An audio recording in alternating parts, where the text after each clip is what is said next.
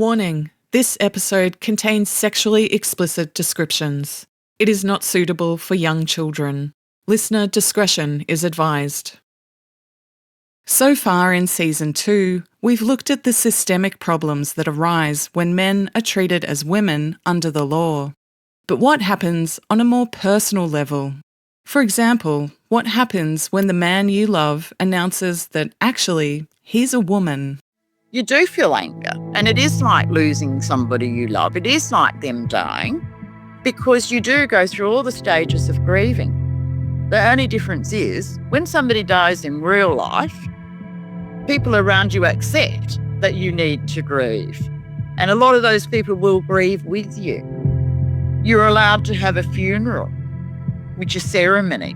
And if you have ceremony, you start to heal. You get none of those things if you're a trans widow. It's just, oh, yes, so what? Move on. And it doesn't work that way. It's very, very, very difficult. Trans widows know better than any of us that trans women are men. They fell in love with men who they thought were typical blokes. Often they married these men and had children with them, only to find out years later that their husband had been lying to them, sometimes for decades. Trans widows have seen up close and very personal just how destructive transvestic fetishism, or autogynephilia, can be. Maggie, not her real name, is one of those women.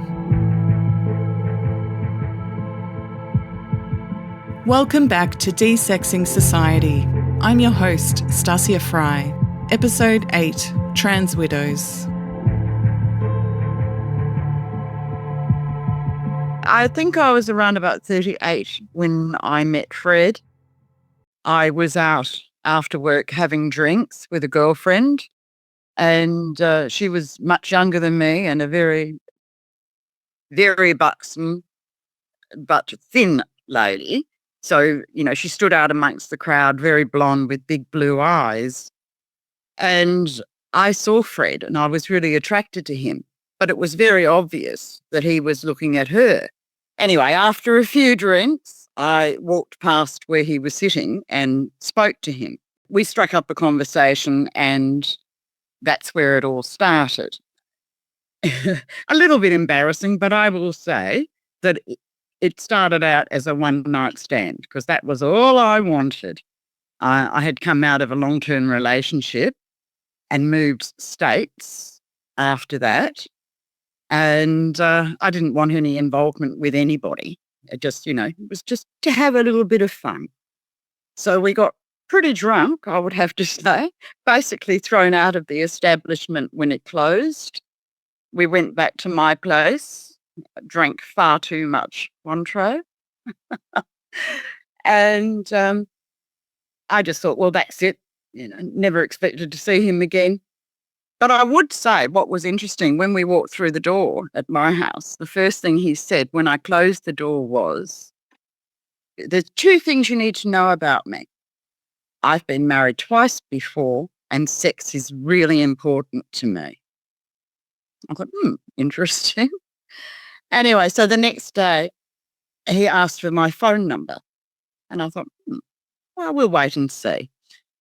I actually had to come home from work because I was so unwell from drinking too much alcohol, and I believe he didn't go to work himself. He rang me later that evening, and that was the beginning of the end.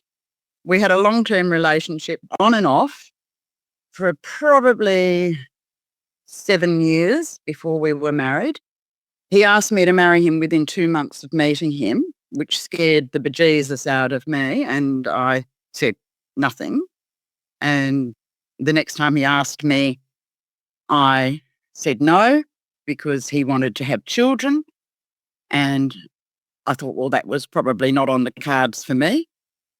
To cut a long story very short, sometime later, he asked me to marry him again, saying that he wanted to marry me because he loved me. He didn't care about having children. He just wanted to be with me. So I said yes. We had what was, I would suggest, a really lovely marriage. I couldn't complain. He was a guy that I was very much in love with. as I say, to the outside world, we had this wonderful relationship that lots of people would have aspired to have been as happy. I always did things that he wanted to do, like going camping, which I hate camping. When we got married, my brother made a speech and said, "You must be some bloke. She must really, really love you because my sister's a 5-star chick and she goes camping with you." So, I was spellbound by this guy. And from day one, he had clearly lied to me. Things seemed to be going great for Maggie and Fred. They lived together in a trendy inner city suburb, became fur parents to 2 big dogs, and had a busy social life with lots of friends. But then Maggie was diagnosed with a brain aneurysm. This is a serious condition where a blood vessel in the brain has a weakened section that balloons or bulges out. If it bursts, there'll be bleeding on the brain. In Maggie's case, she was told that if that happened, she would likely lose her vision and become a paraplegic. That is, if it didn't kill her. This was life-threatening. Doctors' orders were to eliminate as much stress from her life as possible. She had no choice but to leave her job. Within the space of 6 months, Maggie underwent 2 surgeries where tiny coils were inserted into the aneurysm to block off blood flow. But unfortunately, both surgeries were unsuccessful. Less than a year later, the doctors wanted to try a 3rd time. By this point, Fred was also out of work, having been made redundant. Money was becoming tight. He wasn't working, so there was no income in the house. And I was thinking of ways that we could reduce our expenses and suggested that maybe instead of having a storage shed that he paid for every month for storage of, as he said, things for the 4-wheel drive. Now, I couldn't work out why you couldn't put things for the 4-wheel drive, i.e. spare tyres or whatever, in one of the 2 garden sheds we had. But, I just played along with that. So I said to him, well, as a mathematician, surely you could work out that it would be cheaper to pay $2,000 to have a little attic put in the roof space rather than constantly paying for this storage shed that you've had for ever since we've been married. And I suppose it might have been the next night or the night after I reiterated this, have you given it any thought? Why are we wasting all this money when we could have all that stuff here? Anyway, he stormed off into his office and he came out later and I was in the lounge room and he stood at the doorway with hand on hip and one hand against the door frame and said, "If you really, really want to know what I've got in the storage shed, I'll tell you." So then he blurted out what he had in the storage shed. And in the storage shed were all the clothes, makeup, and accessories that any cross-dresser would dream for. And I laughed. I just couldn't comprehend it, and I didn't believe him. And so just being smart, I said, "Oh, well, bring it home tomorrow and, let's sort it out." Sure enough, the only time in his life that he didn't procrastinate was then.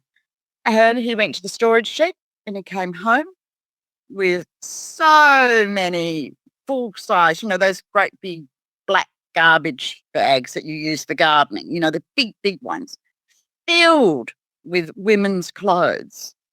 And lingerie, and lingerie, and lingerie, and shoes, and wigs, and prosthetics. And I was just totally gobsmacked. But as the dutiful wife, I pulled them all out and, I've just felt repulsed. And I said, well, you don't need this and you don't need that. Some of them were so hideous. And I threw some in the bin. And then I washed everything. I went out and I bought all these boxes, storage boxes, and I put them in my wardrobe. And all the clothes and all the lingerie, everything was in my wardrobe. mainly because we sometimes had people come and stay, and I would have been mortified if somebody else had seen any of these things. So that was my mistake. Instead of just saying, you are an absolute sick asshole, I tried, I don't know whether it was to help or to understand. But what I did was just say, hey, in his mind, you've got the green light. You can go ahead. You can do whatever you like now. And that's exactly what he did, whatever he liked. And suddenly I just really didn't exist. And the man I had married didn't exist either. And this person came in that I didn't recognize, with or without the makeup on. It was the same. It was just like there was a different person there. It was absolutely horrendous. After 15 years together, 8 of them married, Maggie's whole world was turned upside down. She found herself living with a stranger. I knew that I had to leave pretty much straight away. The true awakening was one night when he had waited until I had gone to bed. And this was not the first time. This had happened numerous times before. He had got all dressed up into Frida in the lingerie with the wig, with all the makeup, including the red, the mandatory red lipstick and the stilettos, and would have sex with himself on our couch, which was just quite repulsive. Had his sex toys and all the rest of it there. And this particular night, I'd woken up in the middle of the night, and to walk to the bathroom, I had to walk past the family area of the house, which is open plan. And there he was, passed out on the couch with legs apart, with no underwear on, no underpants on, but, all the frillies and the bra with the prosthetics in it. The wig was skew-whiff, and his head was hanging over the arm of the couch. There was alcohol there. There were all the sex toys and all the lubricants everywhere. And he was passed out. And I just looked at it. And I went in there and I stood over it. And I can only say it because it wasn't even human. It was just so repulsive. I went back to bed, and he came into the bedroom with the, wig half on, and the red lipstick, smudged all over the place, and got into the bed and started cuddling up to me. And I thought, I am going to be ill. I'm just going to be ill. So I just pretended to be asleep. And he passed out within about a minute or so. And I got up and went to the other room and slept in there. But the thought of it is just absolutely repulsive. To think that another human being could think it's okay to do that to the person they supposedly love says to me that person has to be insane anyway. It can be difficult for some people to understand the level of betrayal felt by trans widows. It's much like the man you loved has left you for another woman, a woman who he's been cheating with the whole time you've been together. But the other woman is himself, wearing lipstick and prosthetic breasts. He's lied to you since the day you met. So when Fred crawled into bed next to Maggie, still dressed up as Frida, it was as if he'd brought his mistress into their marital bed. Is it any wonder then that she decided to leave him? Unfortunately, she had to bide her time. Fred's big revelation took place in February, and Maggie's third surgery wasn't until August. And because she'd been off work, she didn't have the money to enable her to leave. Right, I got the third surgery, and because I hadn't been working, I had to wait to be financial enough. And as he likes to say, I stole his money.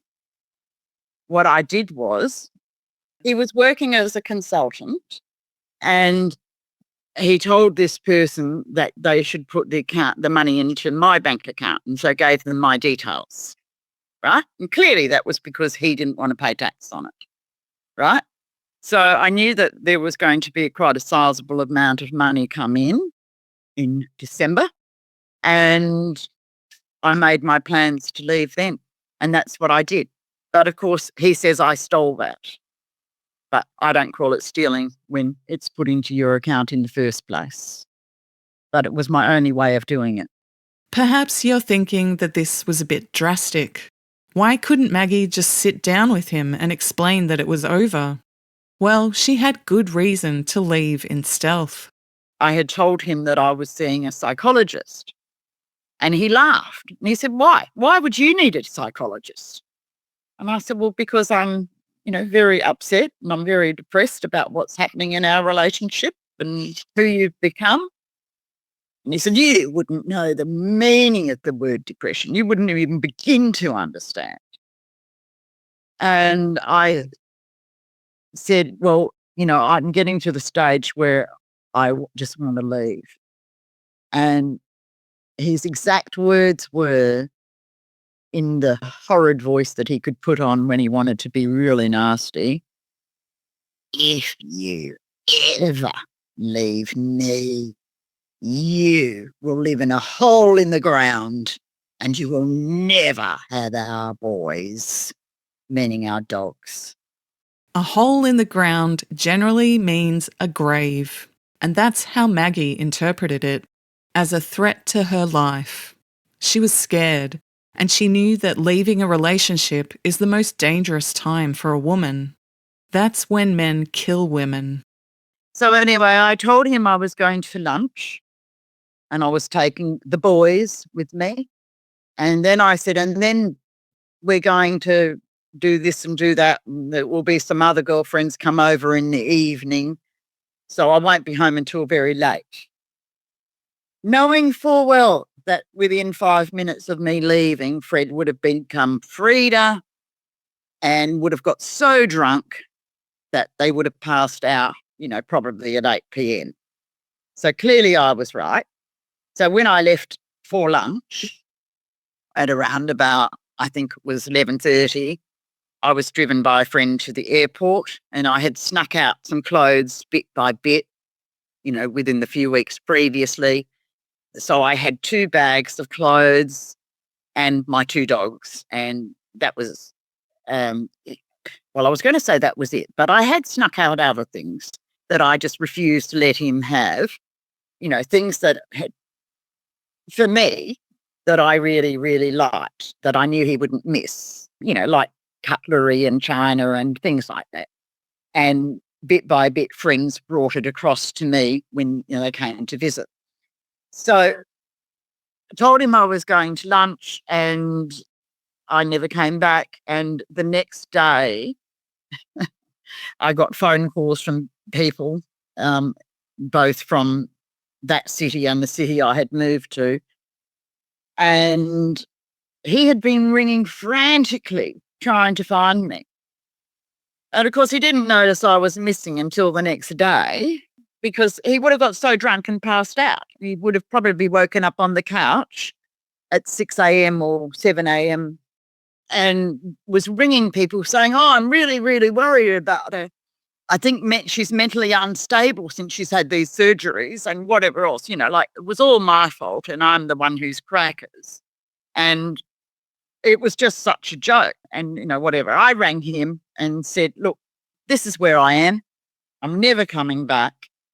And, started crying and crying. And there's nothing worse than listening to a man pretending to be a woman crying. It's so unbelievable. And that's what it would do. And cry and tell everybody, how much he missed me, how much he loved me, and he would do anything to have me back. Every time he opened up his mouth, it was a lie. So he's trying to turn people against you? Oh, most definitely, because I was the wicked person. And how could you do this to me at Christmas time? At Christmas time. Well, pretty easily, you screwed me over for the last 15 years. You knew, what you were going to do. He knew. He always knew. And if he says he didn't, he's a liar. How could you know you were transgender since you were 6 and not know that this is what you were going to do? I mean, give me a break. Maggie and the boys made it safely interstate, but she was still married to Fred, and he stated up front, in writing, that he would do everything in his power to drag out the divorce settlement for as long as possible. While the actual divorce was granted within a matter of months, the settlement took more than 2 years to finalise. But eventually, Maggie was free. I always think if I had $1 for every time somebody asked me the question, you must have known, how could you not know? It's difficult because clearly there weren't any signs. He didn't just fool me, he fooled everybody he knew, including his pseudo brother, who, a guy he called his brother and shared a house with. When I met him, they were sharing together. Now, they had known each other for 20 years. And in some ways, I think the brother was even more blown away than me because he didn't see any signs. None of his mates saw any signs. Everybody thought I was lying when I told them why I had left him. And before I left, I did tell some mutual friends of ours, and they just went, "Oh, don't be ridiculous. Couldn't be. There isn't a person that knows this man as the man who can ever think of a reason why they would have thought of him as a female." They've all said, what was it that was supposed to say he's a female? Was it the 10,000 war hero comics? Was it the few thousand war history books and aeroplane books? Was it the fact that he always dressed like a bloke? Was it the fact that he was always dominating like a bloke? Was it the fact he liked to go camping? There was absolutely nothing about this person that said there was this feminine side. Autogynephilic men are men. Aside from wearing women's clothing and makeup, they tend to have very little else in common with women. As Maggie observed, they tend to have stereotypically masculine hobbies and often pursue careers in male-dominated fields. For example, the military and the tech industry seem to attract a lot of autogynephiles. All this contradicts the popular narrative that trans women are women trapped in men's bodies. Such men will often say that they pursued a military career because they were in denial about their true feminine self. They were trying to hide and suppress their inner woman behind the most macho career they could think of. But in his book, Men Trapped in Men's Bodies, Dr. Anne Lawrence, who himself is an autogynephile, disagrees with this analysis. He writes that a more plausible explanation is that, quote, non-homosexual male-to-female transsexuals choose male-typical occupations primarily because they genuinely prefer them. For example, I have heard too many male-to-female transsexuals describe with relish their enjoyment of firing automatic weapons, blowing things up during demolition training, practicing hand-to-hand combat skills, and flying jet fighters in real or simulated combat to believe that they chose military service primarily to suppress their intrinsic femininity, end quote. When Maggie first learned about autogynephilia, it put a lot into perspective for her. Everything is just ding, ding, ding, him. Everything. Because the moment that it would put on any part of the Frida outfit, this complete euphoria would come over him. And you could tell he just loved himself so much. One of the surprising things I learned whilst making season 1 of Desexing Society is that autogynephilic men are not only sexually aroused by the thought or image of themselves as women, but they actually fall in love with that feminized version of themselves. This means their outward sexual attraction to women is in competition with their inward-facing autogynephilia. Sexologist Dr. Ray Blanchard, who coined the term autogynephilia, described this as dynamic competition. Take, for example, the following account, again from the book Men Trapped in Men's Bodies. Quote, "Whenever I had a girlfriend or was in love, my autogynephilia would recede so deeply that I would actually forget that I ever had it. I cannot overstate this. Even when I would think of my autogynephilia during these periods, it would seem like it was nothing, but it would keep coming back, and each time it came back, it would be a little bit stronger. I am now 53, and my autogynephilia is the only sex drive I have." End quote. I'm reminded of something that Maggie said earlier. He asked me to marry him within 2 months of meeting him. It's possible that at this very early stage of the relationship, Fred's autogynephilia had been completely overtaken by his heterosexual attraction to Maggie. Perhaps he was thinking that he'd finally overcome his desire to cross-dress and that Maggie had cured him. But that isn't how autogynephilia operates. Once the excitement and novelty of a new relationship starts to dwindle, the erotic fantasy of being a woman returns. But now he's in a relationship and has to hide his solo sexual activities. For some trans widows, the lies and the secretiveness are so obvious it actually leads them to suspect that their partner is cheating on them. And sometimes it's this suspicion that forces the truth to come out. But for Maggie, the secret was so well hidden, it never even crossed her mind that Fred might have been unfaithful. We were together 99% of the time. I could count on one hand, maybe over the time we were married, the times he went out without me.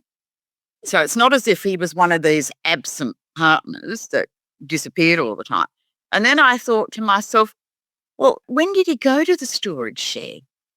And the only thing I could think of was when he said he was going to Bunnings on the weekends. Because he used to go to Bunnings quite a bit. The people who don't know what Bunnings is, it's the big hardware store in Australia where, men just love to go and spend hours. And he had a purpose-built wooden garden shed. And in the garden shed was every conceivable tool you could ever think of. And every tool, most tools were in cases and they all had a specific spot. And if you didn't put them back in the right order, he would be really, really upset about that. They were his pride and joy. But the funny thing is, he never used them. I'm the one that did all the handiwork in the house, and outside. I'm the one who used the jigsaw and the sander and whatever else.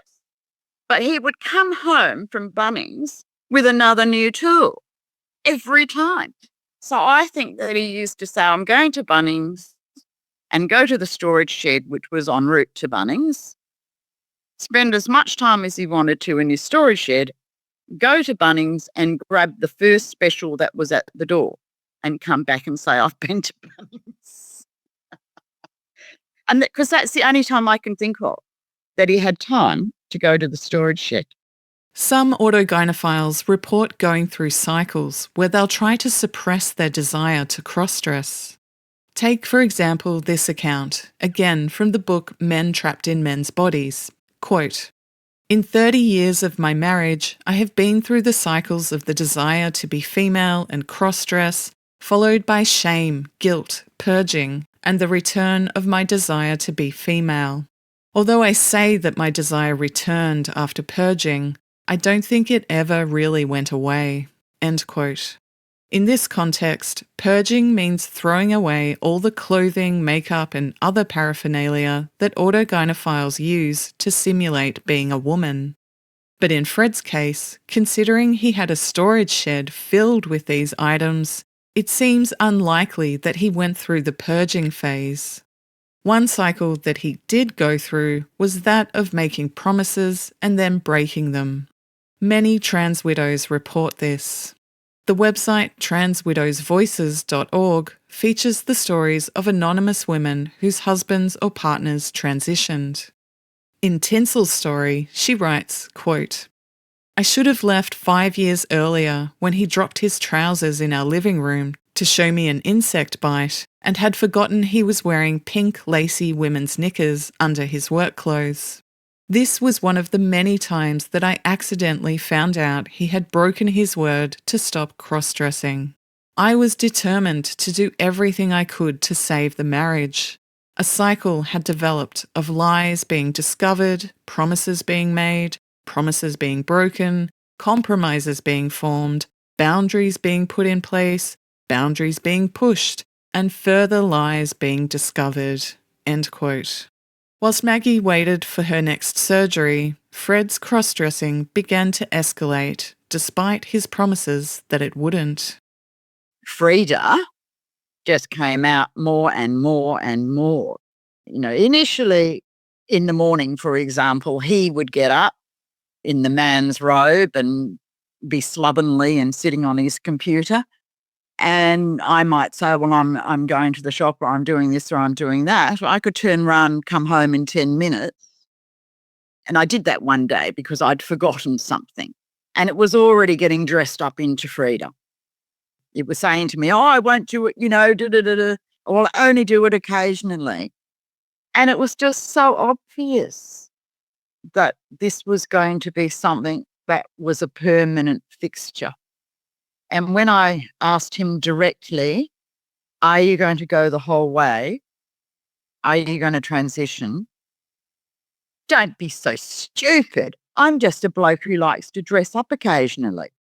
Along with broken promises and minimising or hiding the true extent of their autogynephilic activities, there's another alarming commonality that shows up in the stories of trans widows. And that's the timing of their partner's revelations. I had gone to the specialist for my 6-month checkup after my second amount of coilings into my brain aneurysm. And he was with me, and the specialist said, you need to have it redone again. And I said, oh, look, I've got all these things organised. I'm doing voluntary work. I'm doing this. I'm doing that. Can it wait until August? And one said no, and the other one said, oh, look, no, it'll be all right so long as you have no form of stress in your life and you keep going like you're going. And it was within days of that meeting that he told me. I just couldn't believe that a person could have heard that, and knowing that my condition at the time was pretty serious, would put that on me, because the stress was unbelievable. So he knew, but he didn't care. In fact, if I was to be an unkind person, it almost felt to me like he was thinking, oh, goody, I can get the life insurance. So I think the reason why he came out then was because the limelight wasn't on him. Other trans widows report that it was while they were pregnant or not long after they'd given birth that their partner either revealed that he's a cross-dresser or announced his plan to transition. There's a lot of speculation on why this happens. Is it narcissism? Are these men jealous, as Maggie suggested, because the limelight isn't on them? For men whose autogynephilia is physiologic, meaning they're aroused by the thought of having female bodily functions, is it jealousy that they can't get pregnant or breastfeed that drives them to ruin this special rite of passage for their wives? Unfortunately, much of this is anecdotal because there's been hardly any research into how medical transition affects partners. Lauren, again not her real name, is another Australian woman who was in a long-term relationship with an autogynephile. We'll call him Don. I met my ex when I was 19 and I was still living at home. And we dated for about 9 months before we moved in together. In that 9 months, it was a normal relationship. In fact, it was fairly normal for most of my relationship, except once we moved in, there were unusual requests that he would make of me. Over time, those got a lot more extreme. And over time, the controls started where initially I had my own key to things, to each house that we moved into. And then 2 houses later, I didn't have my own front door key. And then when I got a mobile phone, the rules started coming in about calling him before I came home and then knocking on the door to be let into the house. When he was angry, he used to stalk up and down, and if he had a broomstick in his hand, he'd be doing various, I don't know. He said he was 3rd or 4th dan in Kung Fu. I don't know if that was true, but he used to fling a broom around a lot near my face when he was agitated, or knives, because he used to like playing with knives. When we had an argument once in the car, when he got really angry with me, he kicked the windscreen of the car and cracked it while he was sitting in the car. So it was a lot of intimidation, a lot of physical intimidation. He never actually hit me, but there was the isolation. So he did stuff with my friends that resulted in them not being my friends anymore, where he would cut them off. They would say I was the problem or that we were the problem. And I believed my ex when he said, oh, they were stealing from us, or they ate this, or they did that. And so eventually, after about 5 years of being in that relationship, I'd lost contact with most of my friends from before I met him. So then I was isolated. And the only contact I had with the outside world was with my job. And I was only allowed to, I wasn't allowed to go out unless it was prearranged with, if he knew in advance. But then I still had to be home by a certain time. Still had to ring him to let him know I was coming home. And then I was just working for him, really, and bringing in the money because he didn't work very often. And he was a programmer. He was also in the military. I know that was true because I saw some of his military records and he had an injury from that. So I think it was medically shuffled out. Lauren is describing an abusive relationship. The physical intimidation, isolation from her friends, and excessively monitoring her whereabouts, these are all signs of domestic abuse.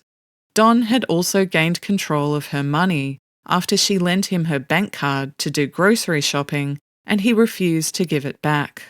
This is known as financial abuse. But Lauren didn't recognise that she was in an abusive relationship until years after she'd left. It was her first serious relationship, and she didn't understand that what was happening wasn't normal. She had also suffered emotional abuse in her childhood, which primed her to accept abuse as an adult. When I left him, it was only because after a certain amount of time I discovered pornography on our computer's server. It was tranny porn. I realised that the stuff that he was making me do wasn't normal, especially when I saw the tranny porn. It was really quite hideous. And I started to try withdrawing from him emotionally and physically because I needed to try and leave him, but I tried breaking up with him at least 3 or 4 times over a period of 4 years before I finally managed to make that final break. And that's only because I finally managed to get a job to get out of the house. And in that time, I ate my feelings. So I stacked on a huge amount of weight because I didn't want him to touch me anymore. At some point during those 4 years before she broke free, Don revealed that he was trans. One day I'd said, oh, that's it, I've had enough. And that's when he told me that he was trans, and it all fell together. Once he told me that he was trans, all the makeup that I'd found or had gone missing from my bathroom the random women's clothing that I found that he said was actually his brother's girlfriend because his brother used to live with us. The lingerie that he bought me that I never wore because it would mysteriously disappear. All of that so that he could sit in the bathroom for 2 hours and get dressed up as a female and do whatever he wanted, which is what he did. He would hide in the bathroom, do his makeup, and get dressed in lingerie. Finding the transgender porn on their computer server also put into perspective what Lauren described earlier as unusual requests. One of those unusual requests involved a makeshift dildo. Coke bottles don't start out as Coke bottles. They start out as plastic tubes, and then they get heated up and blown into shape into a Coke bottle or a soft drink bottle of some description. He had one of those pre-blown up tubes at home that he used to cover with a condom and then asked me to put it up his bum. So then essentially he was masturbating, or I was participating in his idea of having sex, I guess. And I did it because I didn't want him to be upset. I didn't want him to be disappointed in me because I was his girlfriend and I loved him. He was smart and intelligent, listened to me, made me feel like I was the only person in the world, so I would do anything for him. So I did that, even though I felt uncomfortable and I didn't like it. There was another time where he made me get dressed up in lingerie, and then he was also dressed in lingerie. And then he made me have sex with him. He was on the bottom and I was on the top. That really wasn't great for me. Again, these requests weren't normal, but I didn't understand that I could say no, because I thought if I said no, that he would yell at me and be angry. And I've talked about him using, swinging broomsticks and throwing knives around. He would routinely do that when he was agitated. Both of these sex acts have the hallmarks of autogynephilia, or AGP for short. During sex, AGPs are imagining that they're female. They want to be penetrated and they want to be on the bottom because they consider those roles to be feminine. You might recall the following quote I used in Season 1 of Desexing Society. Dr. Anne Lawrence wrote in Men Trapped in Men's Bodies that, quote, "It is difficult to think of a female typical behaviour that is more basic, culturally universal, or archetypal than being the recipient of vaginal penetration by a man." End quote. Andrea Longchew, who is also a trans-identified male, described in his book titled Female how AGPs use anal penetration to simulate having a vagina. He crudely wrote the following regarding a popular genre of transgender pornography. Quote, "At the centre of sissy porn lies the asshole, a kind of universal vagina through which femaleness can always be accessed." End quote. Of course, a vagina and a rectum are two very different things. Pretending they're the same because both can accommodate a penis is a very male idea. But I digress. When it comes to sex, the AGP's female partner becomes merely a prop in achieving his fantasy of being a woman. Trans widows can end up quite traumatised by being pressured into sex acts that they're not comfortable with. Often, part of the AGP fantasy is the idea that rather than being a heterosexual man, he's actually a lesbian woman. My ex wanted me to become either lesbian or bisexual. I remember that conversation that we had. We were talking about it and he said to me, "Oh, do you think that you might be bisexual?" And I said, why would you say that? And he goes, "Oh, because you have a lot of lesbian friends." And I did. And I still do. And I said, no, I don't think I am. But he said, I want you to explore it. I'm like, what do you mean? And he goes, well, when we have sex, I think I'm a lesbian. And I was like, right. And I said, well, I'm not though. And he goes, yes, but you might be. So I had a bit of a think about it. I'm really not. I really wasn't. But that's what he tried to do. He tried really hard for me to approach my friends who were gay to see if he wanted me to approach them to see if they'd be interested in having a relationship with me. Like, that was a very humiliating experience and conversation to have with him. And I still, to this day, blush if I think about it. I'm embarrassed that we even had that conversation. But this was all for him so that he could pretend that he's a lesbian, yeah? Yes, it wasn't about me. It was about him. He wanted me to be bi or gay to validate his fantasy that he was a woman. There are women who agree to go along with the fantasy. Their partner will announce that he's a woman, and she will announce that she's now a lesbian. I always wonder what's really going on for these women behind the scenes. Are they truly okay with what's happened in the relationship? Are they even attracted to him now that he's wearing makeup and women's clothing?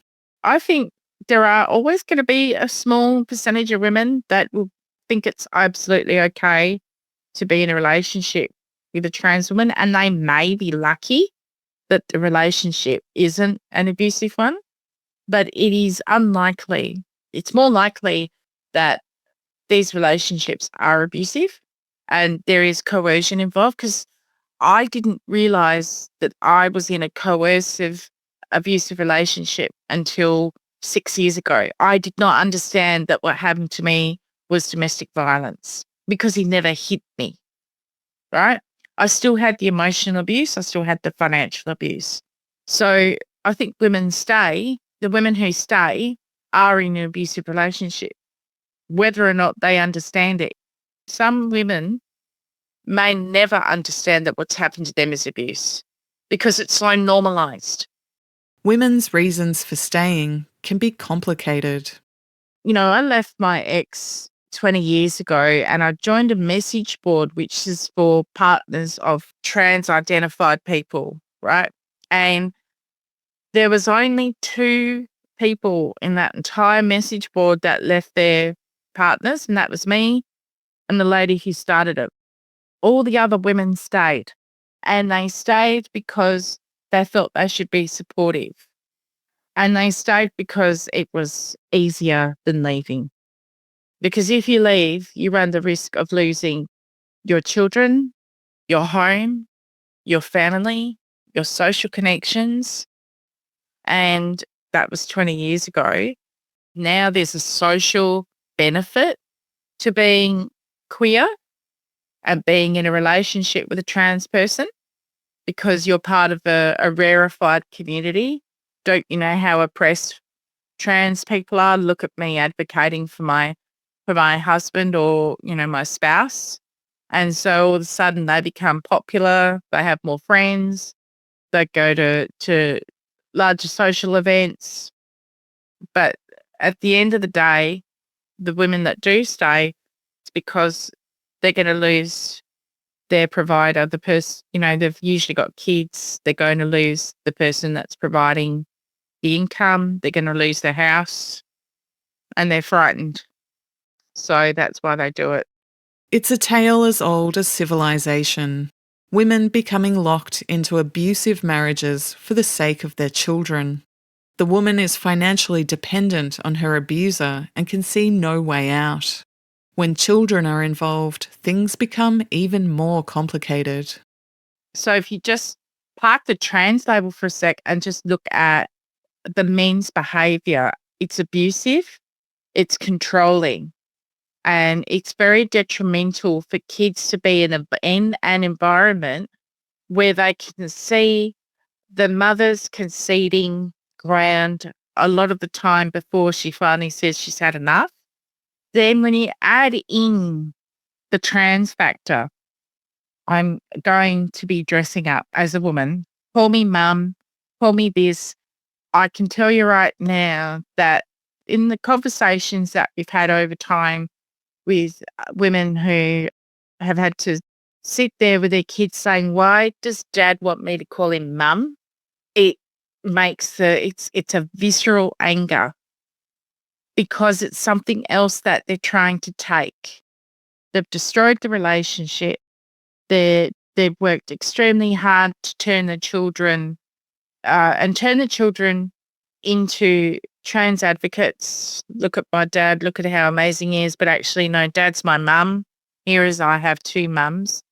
It's taking something away and denigrating a relationship that a woman has with her child. And it turns it into a play. It's a performative action. And that's how the women feel. It can be hard for those who haven't experienced it to really understand that visceral anger that Lauren is describing. So I'm going to flesh this out a bit more by reading an excerpt from transwidowsvoices.org. This is from Melissa's story, The Other Woman. She writes, quote, "He said he didn't want our infant daughter to know him or remember him as dad. He wanted to be her mum. That terrified me more than anything. It was that moment when the fear, the pain, and the loss hit me like a train. Not only was I losing this man that I thought I loved, but I also had to accept the fact that my little girl would no longer see me as her mum. She would see us both as her mums. A big part of my identity was taken away from me that day, and everything changed. I never thought that I would ever need to share that identity with anyone else. It felt like I was losing something sacred and special, something that was mine. But he was gaining something that supported this new identity." End quote. And it's not just her identity as a mother that's being usurped. It's her identity as a woman. Autogynephiles imitate the kind of woman that they're sexually attracted to. Often, that means they'll emulate what they've seen in porn. They'll go for a very hypersexualized appearance of stilettos, fishnet stockings, and cleavage. But sometimes it results in them looking very much like their wives or ex-wives. I can only imagine how violated those women must feel, because it is a form of identity theft. They model off you. Their femininity is modelled off you. Their affectations are modelled from yours. The way they behave, they copy you. They clone you. And you lose yourself. You know, I had long hair. My ex needed to have long hair. In Surveyor's story, also featured on transwidowsvoices.org, she writes, quote, "He didn't want to buy his own stuff. He wanted mine. He liked my things. He wanted to look like me, wear my clothes, wear my shoes, have me put my makeup on him. It made my stomach churn." End quote. This is what trans widows are dealing with, and sadly, there's a real lack of empathy and understanding of what they've been through.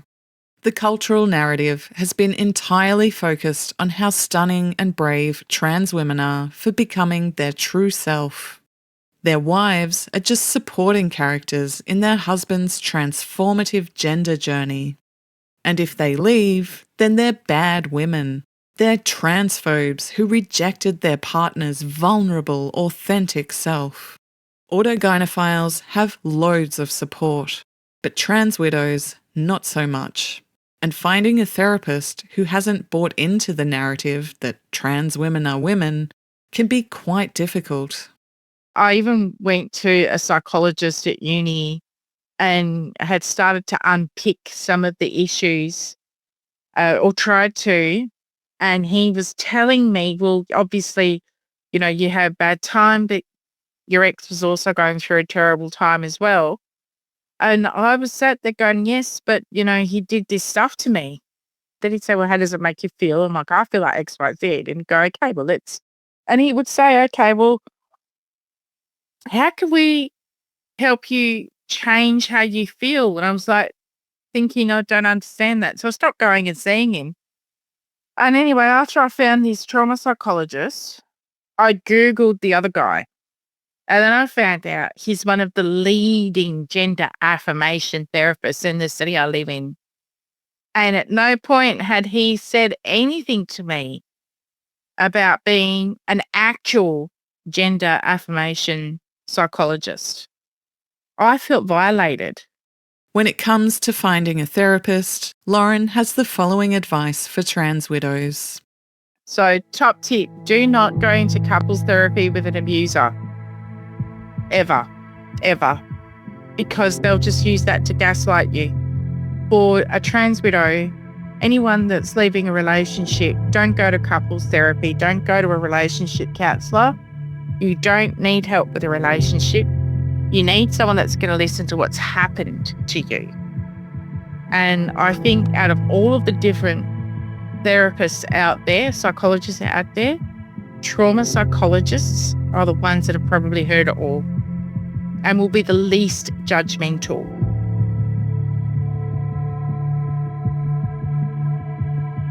Two years after Maggie left her husband, he announced that he had decided to pursue medical transition. 9 years after she left him, 61-year-old Fred underwent sex reassignment surgery. Our second trans widow, Lauren, is now happily married with a young daughter. At the end of her relationship with Don, he had begun the process to access cross-sex hormones. She doesn't know how far he went with transition. Thanks to the internet and social media, things are getting better for trans widows. In 2019, a friend of Lauren's recommended she look up trans widows' voices on X. Oh my gosh. The fact that there were women who left their exes. Because in 2004, there was only 2. I only found one other person. Only one.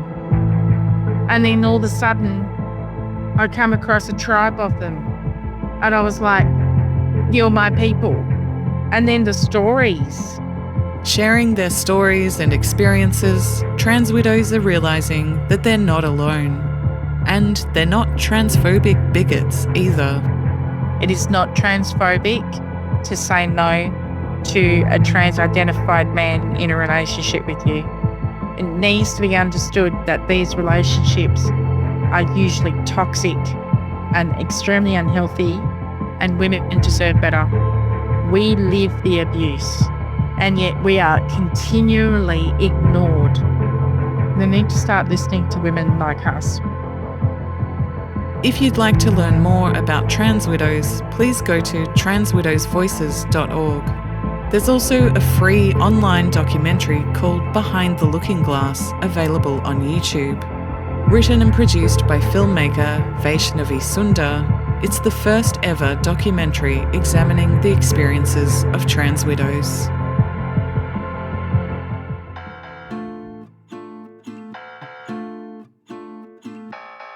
Coming up in the next episode of Desexing Society, we'll continue looking at the personal impact of transition, this time the impact on children. My father had implied that there was something wrong with the way that he was born. You know, that he said he had a female brain and a male body. And I had been a child when he told me that, and I just accepted that. And when I read about autogynephilia, I got it because I've seen my father kind of blowing kisses to himself in the mirror, putting on makeup and lipstick, and I get that actually he's fallen in love with the person in the mirror. And there's no room for anyone else in that love affair. Thanks for listening to Desexing Society. Written and produced by me, Stasia Fry. Thank you to my script editor, Miss Edie Wyatt, my sound technician, Matthew Friend, and to Maggie and Lauren for appearing in this episode. For more information or to donate towards this project, which I paid for myself, please visit desexingsociety.com.